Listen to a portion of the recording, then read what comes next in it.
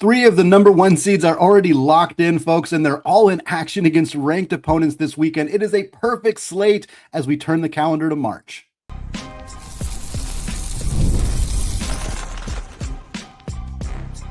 You are Locked On College Basketball, part of the Locked On Podcast Network. Your team every day. What's up, folks? Welcome in to the Locked On College Basketball Podcast, the only daily national college hoop show out there. We are your co-hosts. I am Andy Patton, and he is Isaac Schade. You are joining us on a beautiful Friday, the final Friday of the month of February, which means March is quite literally just around the corner. And folks, you are joining us at the place to get your college basketball content every single day. It's all part of the Locked On Network, now the number one sports podcasting network. We want to thank all of you for making this show your first listen or watch of the day. And of course, give a special shout out to those everyday listeners and those of you hanging out with us in the Locked On College Basketball Discord community. Today's episode is brought to you by 5 Hour Energy. Have your cake and drink it too. Birthday cake flavor is back and there's no fork needed. Vanilla cakey flavor, caffeinated kick, and no sugar, folks. It's party time. Order now at 5hourenergy.com or on Amazon. And everyone, we're not ignoring the Michigan State and Purdue game. Just so you know, we did have a full episode. Isaac did a show with Nick Arvin of Locked On Purdue, and they had that show in your feed. So go check it out. We'll also put a link to it here on YouTube. But we got so many games to preview this weekend. We figured it deserved its own show because we wouldn't have been able to squeeze that in on a show where there are 7 ranked matchups just going on this weekend. 3 of them include teams that are basically locks to be number one seed. Basically, come on, Andy. They're locked. What are we doing? It would take a truly baffling decision by the committee for any of these 3 teams to not be on the number 1 line. There's another team in Iowa State that could be on that number 1 line, and they also have a huge test coming up this weekend as well. We also got a pair of SEC ranked games right at the top of the conference standings. Of course, also a ton of great bubble action, some great rivalry games, some just all sorts of fantastic action this college basketball weekend. But Isaac, let's start in the Big Ten, where we got number 3 Michigan. It's about as exciting as the game we had last night between Michigan State and Purdue. We got number 3 Michigan at number 10 Illinois. This game is Friday at 8 p.m. tonight at 8 p.m. on Fox. Michigan favored on the road by 1.5 points. What do you think about this game? I think it's going to be incredible. That's what I think about this game. No, what's interesting, Andy, is I've been trying to process, like, of these 6 ranked games we have between tonight and tomorrow, 3 of them, as you said, involve teams that are I almost hedged as well, as I just called you out for. Team into the 1 line, but Michigan is the only of them that is on the road. Duke is at home against Virginia, Arizona at home against Kansas. Dude, we talk about these 1 seeds. There is a world in which Illinois could be that 4th team, and that only happens if they win this basketball game. If not, they're probably a 2, maybe a high-end 3 at worst. But I think that just makes this game all that more intriguing. Michigan State, a 1.5-point favorite at FanDuel. And look, the Wolverines have a 3-game lead in the Big Ten, which that, Andy, is a crazy statement to me as you think about how, I expected that from UConn, for example, this year, and they haven't done it in a very down Big East. The fact that Duke doesn't have nearly as big of a lead in the ACC is kind of wild. Dude, and it's not that the rest of the Big Ten is bad. It's just that there's some cannibalization below Michigan, who had a 3-game lead. Meanwhile, this is a huge game for Illinois, not only for NCAA tournament seeding, but Big Ten tournament seeding. And if you haven't been paying attention, you guys, the Big Ten bracket is different and new this year. In fact, I can pull it up in real time here. There is going to be a triple bye for the top 4 seeds in this thing. And so these teams are playing for this. So Illinois comes in tied in 2nd right now with Nebraska and Sparty. The problem is for Illinois, they lost their only meeting with Sparty and they split with Nebraska. And so, a lot of times when there's the ties head to head, you go to how did you do against the top team? So beating Michigan here could be huge. And Andy, what I love about Illinois is I think they have the type of personnel that can take care of Michigan, because it's not just Keaton Wagler. It's not just, the Ivisic brothers, excuse me. It's not just Kylan Boswell. They've got a bunch of dudes that can do work, and that's similar to Michigan. Obviously, probably my favorite thing as we think about the front courts, Marez Johnson coming back to Champaign. Andy, what kind of reception do you expect for the big man tonight? Well, I think it'll be similar to what we've seen from a lot of players who transferred interconference. It's a little hostile, and I think it'll hopefully not result in what we saw in the St. John's Providence game, where there was a full-on fight on the floor. Granted, that was not entirely due to the student section, but they were certainly letting know how they felt about him. But yeah, I wouldn't expect Marez Johnson to get a super warm welcome in his return, and I don't think you should expect that if you're in this situation. This is, if you're going to transfer in conference, this is one of the, for lack of a better word, consequences of that action. And I'm curious to see if it gives Illinois a little extra motivation in this game, or on the flip side, if it gives Marez Johnson a little bit of extra motivation as well. Yeah, dude, for sure. Obviously, there's Andres. I mean, there's just like, when I think about Illinois, I know we've talked about them a lot this year. I really love them. I think they have a great opportunity here. So Andy, home for Illinois, Michigan coming in, obviously that great front court. We've seen the Michigan backcourt down at times. Obviously the road's going to make that harder. How do you see this one playing out ultimately? You know, I actually think Illinois is going to be able to pull this one off. I think they have the fact that Boswell is back. He's such a good defender. That's going to help. I know Michigan's guard play isn't their strength necessarily offensively, but having Boswell be able to lock down on probably Cadeau takes away some of his playmaking ability. And Illinois has the size. I mean, they're not as big as Michigan. I don't think any team except maybe Florida is as big as Michigan, but I think that they have the ability to space out the bigs a little bit and potentially pull Mara away from the rim at times, which I think will be impactful. I think it's going to be an incredibly close game. I think it's going to look somewhat similar to what we saw again between Michigan State and Purdue, where it's going to be close throughout. But I think a close game down the stretch, I'm going to take the home team in Illinois. I'm going to take them to win by, let's say, 3 or 4 points. Ooh, that's good, Andy. I hate to be similar, but I like that answer too. I think, you also think about motivation, right? Like with Michigan, they've all but got the Big Ten wrapped up. It would take a miracle for them to not win it. But with Illinois, it's like, man, we got a ton to play for, even though we're already in great shape. And so I'm with you. I think Illinois wins it. I'm going to say a tighter margin. Ooh, I'm going to say they win, but don't cover. Give me Illinois by 1, nice. A woggler layup as time expires. But Andy, the question is Michigan the most likely of these top 3 teams to go down? Because we've got number 11 Virginia at number 1 Duke tomorrow, Saturday noon on ESPN. FanDuel has it Duke by 10.5. The other one is later in the afternoon tomorrow, number 14 Kansas at number 2 Arizona, also on ESPN at 4 Eastern. Ken Palm has it, FanDuel has it Arizona minus 8.5 there. Andy, of those games, which do you like? Is it Michigan the most likely to fall? I think so, but I also got to say, if you told me that these were the 3 games we had and that one of these games, if could result in those 2 teams being tied atop the standings, there's no chance that I would guess that it is Duke, Virginia. Yes, but right? That is the reality. Virginia has the best chance of the non-1 seeds out of this group to actually tie the team atop the standings.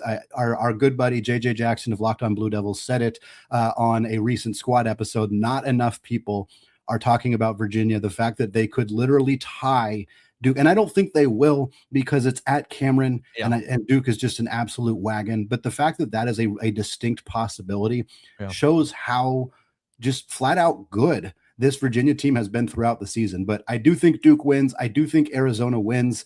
They have been very good, even without Koa Pete with his injury. And Kansas has, I mean, obviously they've had their moments. We've certainly seen their moments, but they have been a little bit inconsistent. And I just don't see them winning a road game at Arizona. So I think that Duke and Arizona do both win here, whereas I think Michigan's the most likely to lose. Andy, that said, like just for the kicks and giggles of it, play it out. Tell me what happens in a world in which Virginia wins or a world in which Kansas wins. Like what would have to happen for the Cavs? Because not only would they tie it up, but this is the only regular season meeting between Virginia and Duke. So they would actually have the tiebreaker and the inside track to the 1 seed in the ACC. As you said, that sounds bonkers to say, but would be the reality if the Cavs can do this, which, by the way, at some point we need to have a conversation. I'm realizing this in real time about ACC Coach of the Year, because you got John Shire doing this after losing everybody. but my goodness, Ryan Odom, what on earth? And then Jay Lucas, right? Like with Miami right there in the mix too. So that's going to be an interesting race. Andy, so paint me a picture. What would happen for Virginia to have to win?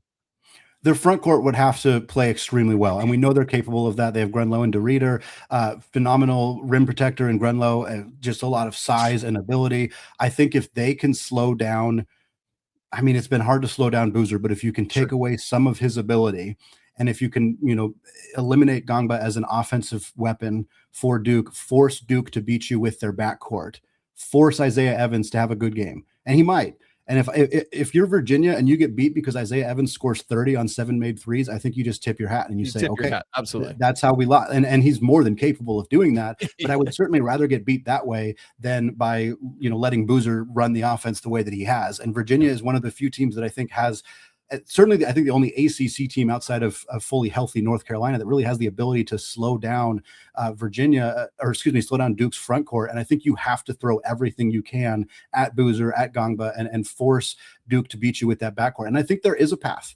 There is a path to a win. I would be much more confident in taking Virginia if this game was at home for them. The fact that it's at Cameron makes it a lot tougher. But I do think there is absolutely a path for Virginia winning this game if their front court steps up in a huge way.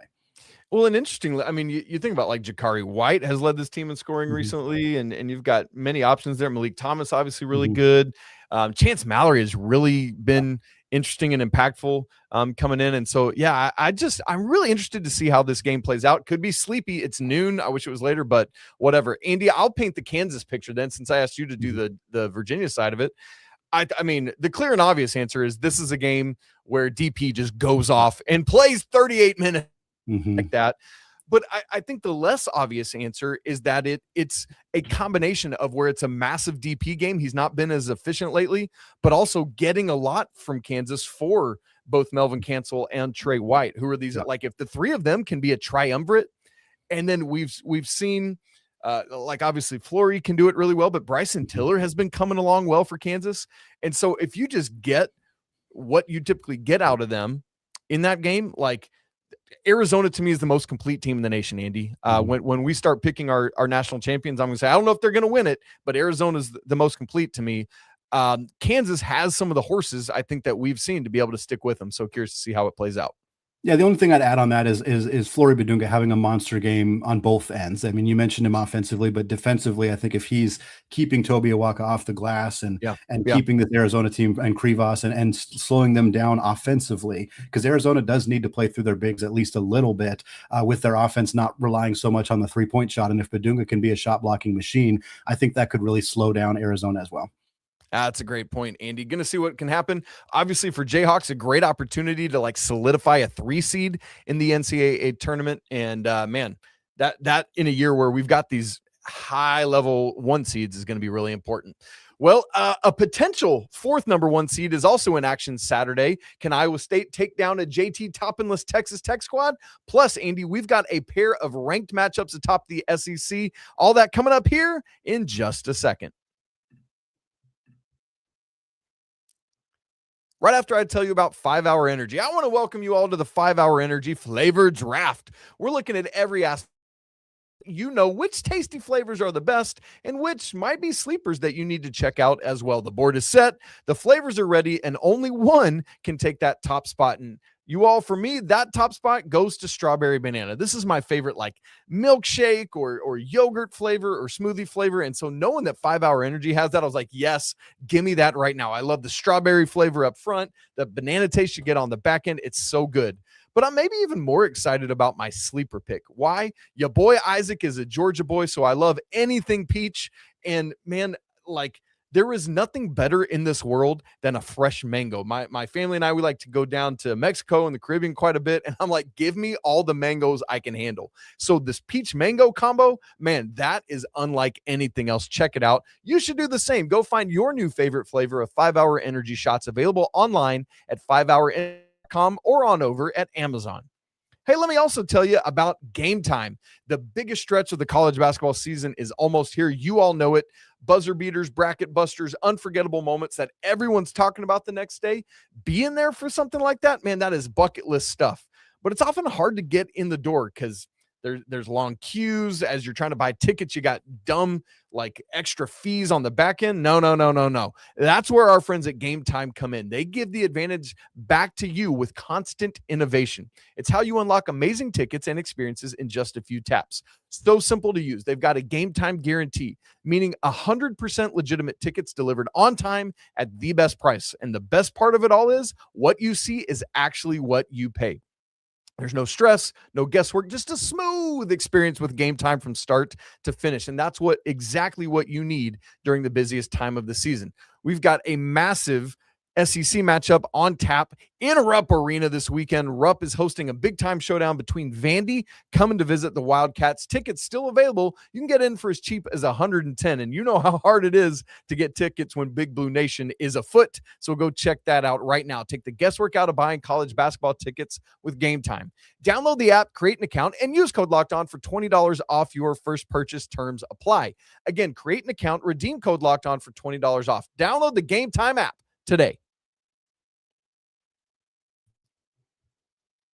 Thanks for making Locked On College Basketball your first listener watch of the day and making Locked On the #1 sports podcast network. If you haven't done so already, go check out our brand new Everydayer Club where you get ad-free versions, one-on-one texting with Andy and I, and all sorts of other perks as well. Check it out, the Locked On Everydayer Club. That link is down in the show notes. Andy, we got 3 more ranked games we got to talk about here. We're going to get to the couplet of SEC ranked games in a minute. But first, let's stick in the Big 12 as we were just talking about Kansas and Arizona. We've also got number 16 Texas Tech, who is very JT Toppin-less, unfortunately, going to Ames to take on number 4 Iowa State. That is Saturday, 4 p.m. on CBS. Andy, Texas Tech 2-0 since JT Toppin has gone down. Why? Because of Christian Anderson. Christian Anderson we knew he was great. Like we saw how great he was in the summer before the season even began. Everybody on the planet who covers college basketball said, hey, Christian Anderson's going to have a breakout sophomore season. Every one of those persons was right. Yeah, we're going to say persons. They were all right because Anderson has been great. I love Persons. Yeah, right. Because he's been phenomenal, but he has really stepped up his offense in the absence of JT Toppin. It wasn't just a 2-man game. I mean, obviously that's what made them so incredibly good, but Anderson has proven he can be that guy on his own. He had 21 points, 10 assists with just 1 turnover against Kansas State. He also had a near 30-point triple-double against Cincinnati, 31 points, 11 boards, and 7 assists. Just a completely dominant performance. But now you're going up again on the road. You're going up at Hilton Magic, not Ames Magic, Hilton Magic. And you're going up against Iowa State, one of the best defensive backcourts in college basketball with Tamin Lipsey in particular. Their ability to potentially shut down Anderson because they can key in on him instead of having to give some gravity to Toppin. Now they can just put all of their attention on Anderson defensively and make somebody else beat them. Maybe Donovan Atwell steps up. Maybe Lawan Watt steps up. Who knows? But Iowa State is really good at stopping guards like Anderson, and that is who they have to focus on more than having to split that attention defensively. I think that's a huge advantage for the Cyclones. And so the question there for Texas Tech then becomes, as you're alluding to, Andy, if it's not Christian Anderson, if they're able to at least slow him down some, who is it? Is it Lawan Watts? Is it Donovan Atwell, who we've seen have some really nice moments? Jalen Petty, Luke Bamboye is working his way back in. You've got a lot of stuff there. And so curious to see if Texas Tech, without JT Toppin, can match all the firepower. Part of the issue is that how are you going to handle Joshua Jefferson? How are you going to handle Milan Momcilovic, who just with his size and experience and everything. And just 1 weekend ago, whatever it was, Iowa State gets 2 different top 10 wins.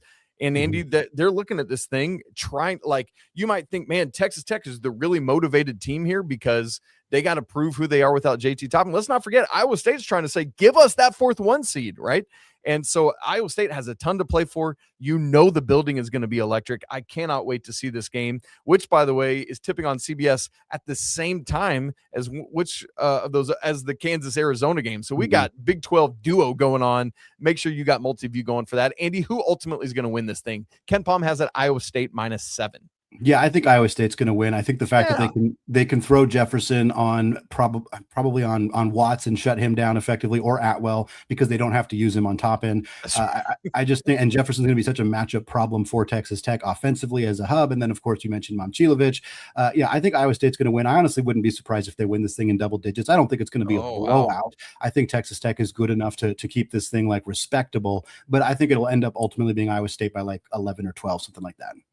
All right, Andy, let's move over to the S. Oh, by the way, I'm with you. Iowa State wins this thing. With all due respect to all of my family who are Texas Tech alums, sorry, guns up. I love you all. Let's go to the SEC, Andy, where Florida is looking to wrap this thing up, at least a share of it. We've got number 17, Alabama, at number 22, Tennessee. That one's Saturday, 6 p.m. on ESPN. FanDuel has it Tennessee minus 4.5. Right after that is number 20, Arkansas, at number 7, Florida, 8:30. Thank you. Good grief, ESPN. You created a buffer. What do you know? That's possible. FanDuel has it Gators minus 9.5. Obviously, Andy, in the for Alabama, we got to see if LeBaron Philon is going to be able to play. He wasn't able to play earlier in the week against Mississippi State, against the Cowbells. They had no problems there. Won by like 25. I think it was like 100-75 or something crazy like that. But hey, going to Knoxville is a little bit different than Starkville, Andy, because Nate Ament's been playing very well. Jacoby Gillespie's there. How's this one going to play out? Let's start with the earlier game, then we'll get to the nightcap.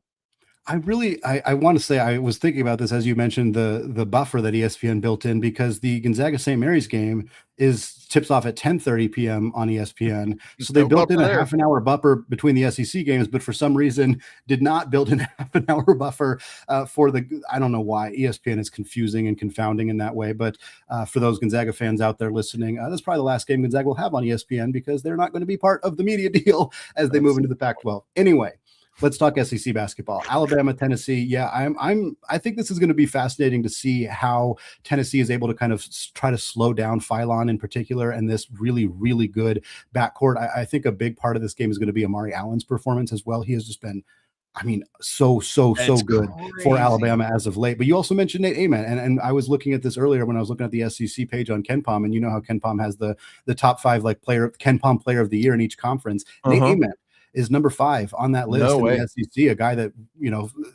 us and many others kind of had some consternation about early in the season. He has been really good as this league has gotten going, and is now one of the best players in that conference. And I think he's going to be a matchup issue for Alabama, especially at home. I mean, do they put Allen on him? Is that kind of how they line up? I think Alabama's the better team. But this being a road game, they're a little bit inconsistent. Neither team is super dominant offensively through their front court. So I think that creates a bit of it allows Alabama to maybe be more dominant with their backcourt.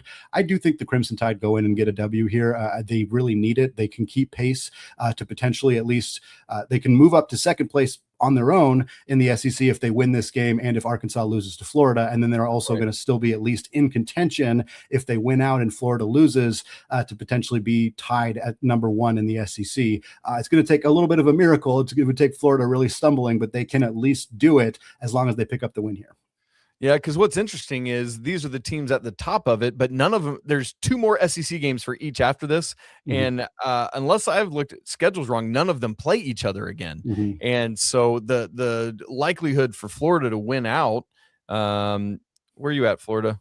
You got to get back to their schedule. Yeah, they're home to Mississippi State and then at Kentucky. Obviously, Florida could lose to Kentucky, but like a win here for the Gators probably wraps this up all in all. But for Alabama, for Tennessee, critical to get this, both, as we've said with other teams, for SEC and NCAA tournament seeding. I wish we knew Philon's availability and percentage of health already. Andy, gosh, I'm gonna go Alabama here. Give me the Tide by 2 on the road to win straight up. Arkansas and Florida. It's been weird lately. One of the things I really love that Arkansas has been doing is Billy Richmond, dude, has been stepping up in a big way. I mentioned it earlier in the week, but prior to 4 games ago, so as of February 13th, like 14 days ago, he had never scored more than 16 points in his career. now has 4 straight games of 20 or more. And when you add that to what Darius Acuff has been doing, and I know he's a little banged up, he's just being a trooper. John Calipari's like, why isn't he in the National Player of the Year conversation? And I get that, and I hear that, man. That's good stuff.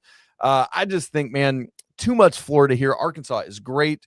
But, as we talked about Marez Johnson going back to Champaign, we got Boogie Fland coming, not back to Fayetteville because this game's in Gainesville, but playing his former team. That'll be really interesting to see there. I feel like Arkansas has the better backcourt. Florida has the better front court, and that's going to make this really interesting. Yeah, it's going to be a super fun game. I think you're right. I mean, if Florida wins this game, all they have to do is beat Mississippi State at home, and then they have clinched the number one overall seed, or the number one in the SEC number one seed as well. So a lot of motivation for Florida. They're also a team that I don't think they haven't really been pushed into that number one seed conversation yet, and I'm not sure that this gets them there, but it certainly helps. I think it pretty much locks them into a 2 seed if they win this game.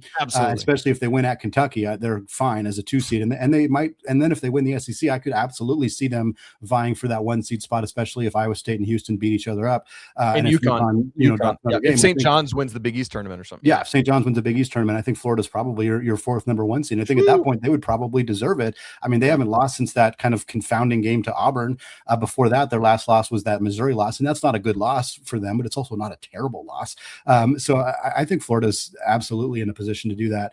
This game's going to be fascinating to me. Darius Acuff, by the way, number 1 on Ken Palm's SEC Player of the Year race. So Calipari is right to say he should be in that conversation, and National Player of the Year conversation. I mean, it's going to be Boozer, so it doesn't really matter. But Acuff is phenomenal. He has played great. I'm sure Arkansas fans are.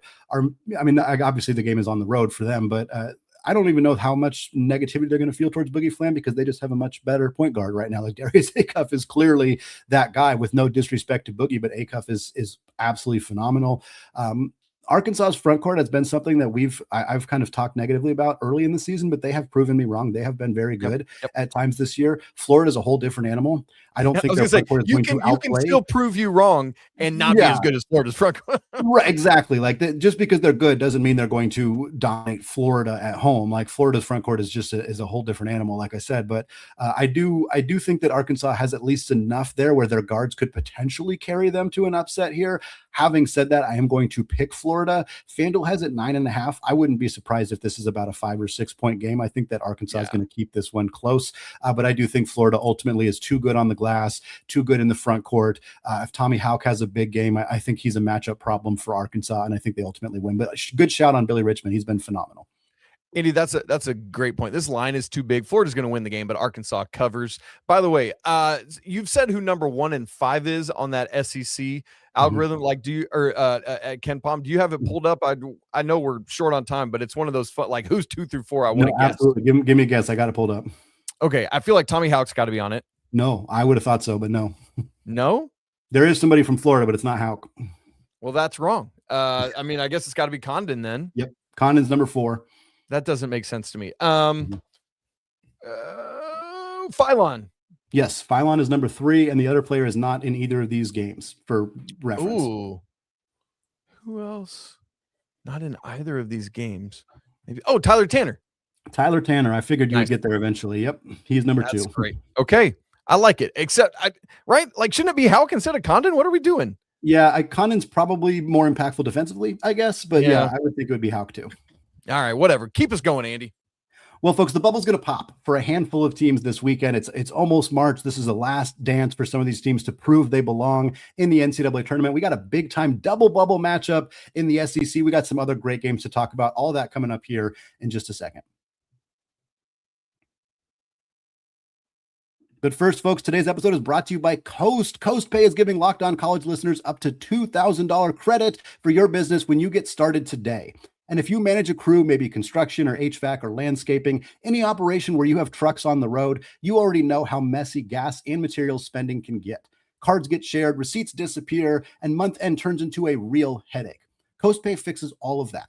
CoastPay is the modern fuel card and expense management tool built specifically for fleets. Fuel, maintenance, materials, all on one card with real control and instant visibility. Every transaction shows up the moment that it happens. There's no surprises. If someone fuels up at an odd time or tries to buy something outside of their limit, you'll know instantly. You get real-time alerts so you always know who's spending what and where. An automatic receipt capture that makes month end simple. Works anywhere visa is accepted. There's no detours to specific stations, and it's built for operators who don't have time to chase all of that paperwork. And unlike old fuel cards, there are no contracts or commitments, just smarter expense control. And right now, CoastPay is offering our listeners up to $2,000 credit when you get started at coastpay.com/lockedoncollege. Go to coastpay.com/lockedoncollege to see how you can earn up to $2,000 in credit. Terms apply. The Coast Visa commercial credit card is issued by Celtic Bank. All card accounts are subject to credit approval. All right, folks, we got some bubble action to talk about here to close out the show, this big Friday weekend preview here. Again, I want to thank all of you who are hanging out with us live on Friday morning as we talk about this incredible weekend slate of college basketball games. We talked about all the ranked on ranked matchups, but there's some great bubble action here. We're not going to go into every single game. Obviously, there's way too many to talk about. We got some other fun matchups that are not bubble related that we want to get to as well. But I do want to talk about a fun one, Texas at Texas A&M. Not only is that a fun regional rivalry, it is, at least according to Joe Lunardi's update, a double bubble game. Texas is listed as one of the last 4 byes. A&M is also listed as one of the last 4 byes. Both these teams trying to secure their spot in the NCAA tournament. 2 new coaches in the SEC. So much excitement in this one. Saturday at 4 p.m. on ESPN2. Isaac, before we get into the rest of the games, do you think one of these teams is going to cement themselves in the NCAA tournament on Saturday? I wouldn't say cement yet, and here's why, Andy. I think they are, well, you know what? I would say cement, but not cement in terms of like making it into the main field, because I feel like they're both right at that cut line of last 4 byes versus going to Dayton. And so I think the winner of this game, which congrats to A&M being at home, which is probably the thing that tips the scales here.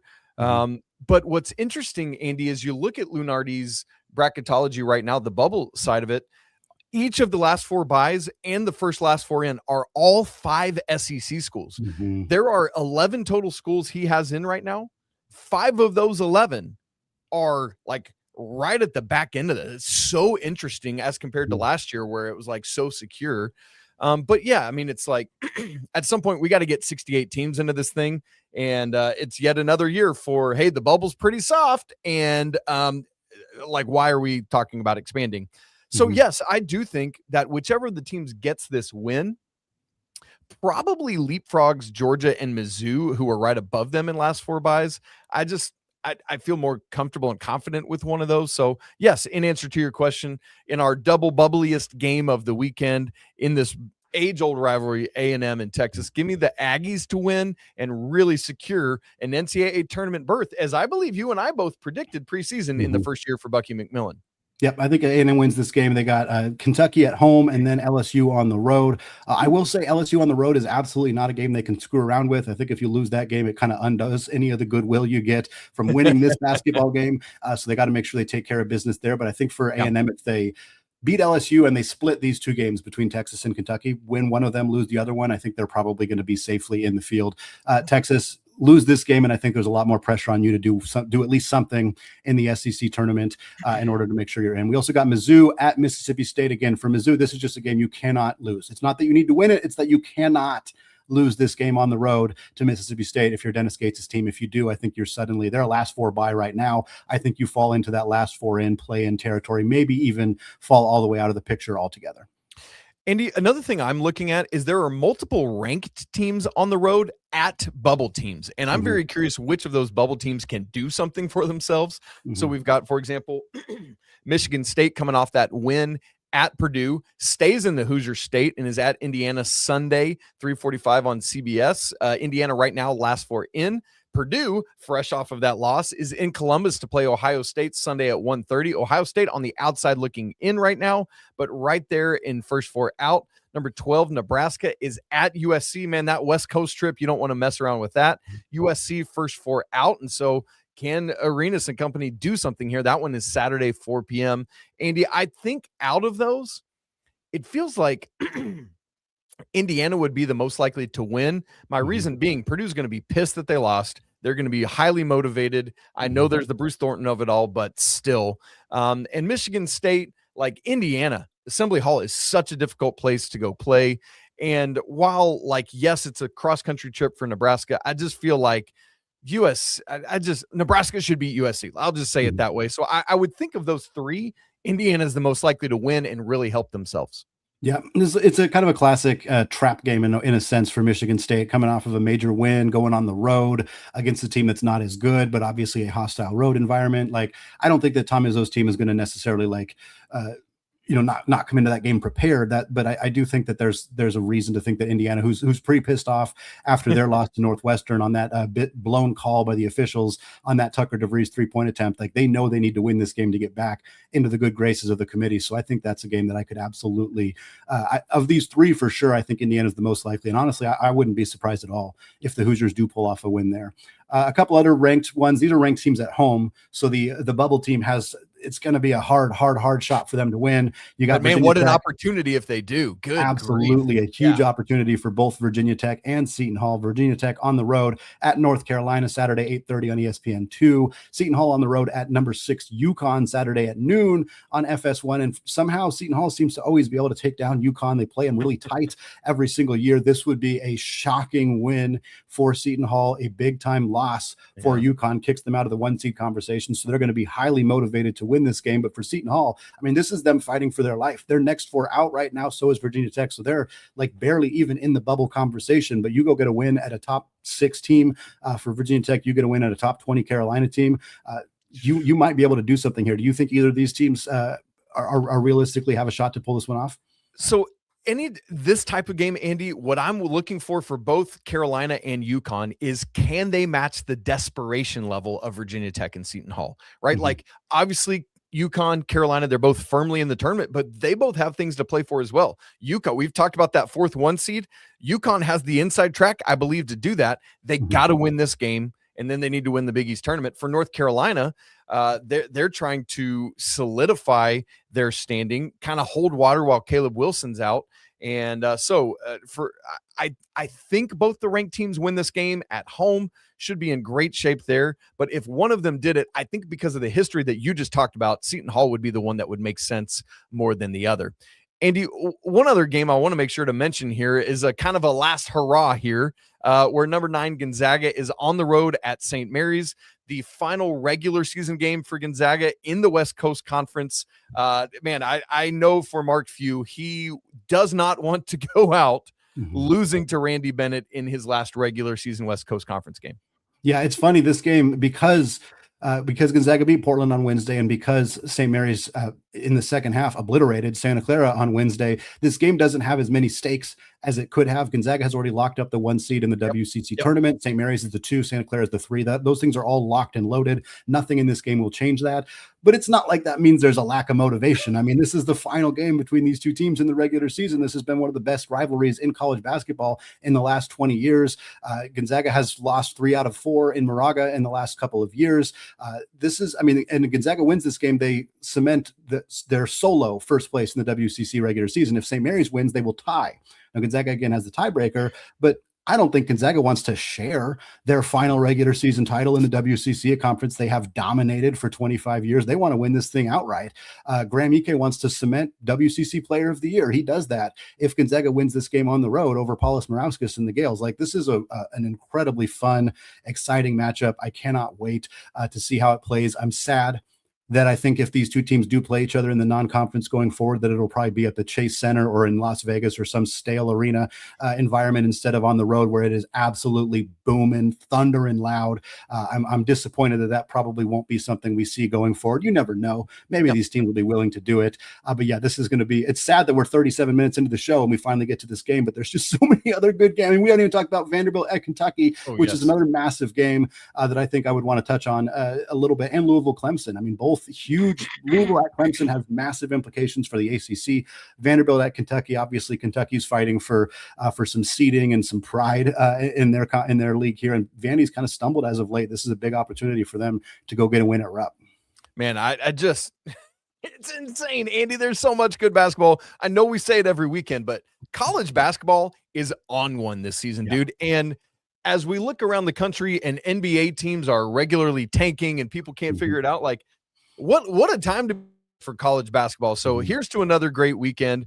all sorts of implications for conference tournaments, for regular season championships, for NCAA tournament seeding. Going to be great. Can Miami, Ohio stay undefeated? They got 3 more regular season. Like, it's just so good, and I love it, and I love getting to talk about it with you, my man, and we got so much more coming up over the weeks and months ahead. As always, you guys, thank you so much for being here with us today. We want to tell you, if you haven't subscribed to the show, do it right now on YouTube and audio so you don't miss a second of Locked On College Basketball at the most important time of the college basketball season. If you haven't joined the brand new Everydayers Club, that link is in the show notes, as is the link for our Locked On College Basketball Discord. As always, we got to say apologies to the Lawyer family. Yikes, sorry about the loss last night. Let's go Wild Popes. Cheers to the McBruins, and until next time, peace.